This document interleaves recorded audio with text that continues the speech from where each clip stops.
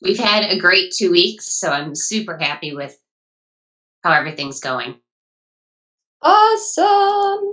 That makes me so happy to hear. So a little bit, you might wanna just introduce Merrick a little bit for ladies that just came to the program, for them to get a little bit of a background, what he was like and what his struggles are and where you're at right now. So I've had Maverick for almost a year. He was used, I guess, as a trail horse before, and he's about 18 years old. But when I got him, I could tell how shut down he was, and he was super unhealthy. So I didn't even try to do much with him for the first 6 months because it was just trying to get his health in order, which we're still working on. We just figured out he's got ulcers, so we've been dealing with that. But he's a super sweet boy, and he's so coming out of his shell, and he's becoming so lovey-dovey and looks for me all the time. So I couldn't be happier right now. Oh, that's awesome.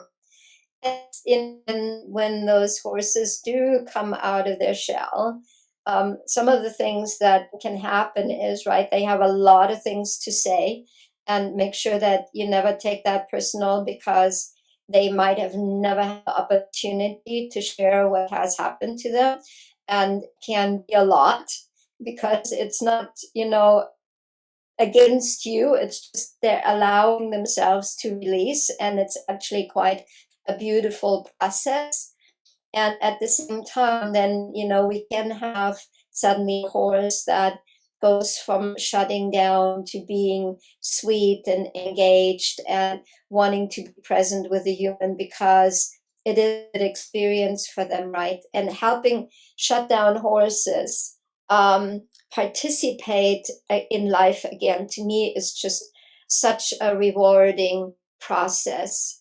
And Mhm. it's just always so wonderful to watch. It just always warms my heart when I see that and when we can facilitate that, because a whole new world can open up for the horse and for us, the human, by being able to help them through that process. So that's really, really awesome. And so the first video is about feeding. Yes, and I could not have done this a month ago. He gets grain twice a day. The other horses get grain just once a day. Just because of the herbs, he has to have them twice a day for his ulcers. And Mhm. before, like, all four horses were like, "Oh, grain," and now you'll see in the video they're like, "Oh, okay, yep, I'm good." Awesome. Perfect. Right. So this is like a super exciting example that we have four horses, right? Yep. And despite that, we're focusing on Maverick. Fact Oh, they're is, all benefiting. hmm? Definitely, they're all Yeah, benefiting from this. they're all benefiting from it, and they all have the opportunity to see Jennifer as the lead.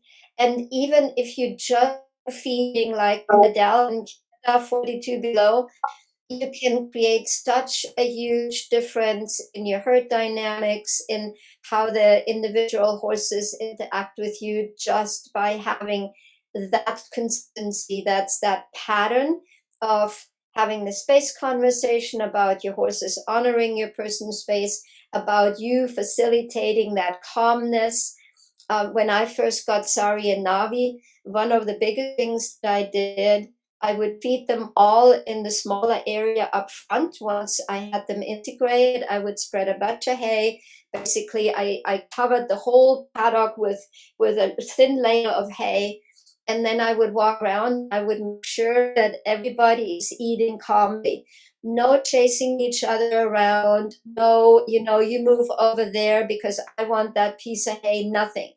Everybody gets to eat calmly and peacefully.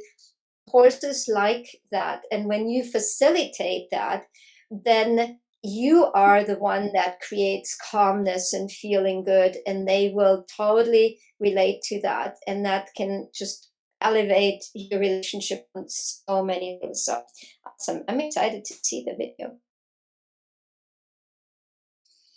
And feeding times can be absolutely, so many horses get stressed out around feeding times. First, because, some people just feed twice a day, and that's not good for your horse. That's why so many horses have ulcers, because they produce stomach acid, whether they're eating or not. 16 gallons and 4 hours without food already compromises the stomach lining. So right here, it's perfect, right? Because you can see that Maverick absolutely feels protected by his human.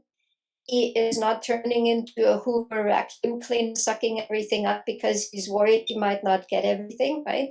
He's eating calmly, he's taking his time to chew, and the other ones are accepting that space is simply not available. And look at the positive facial expression that we're having here, right?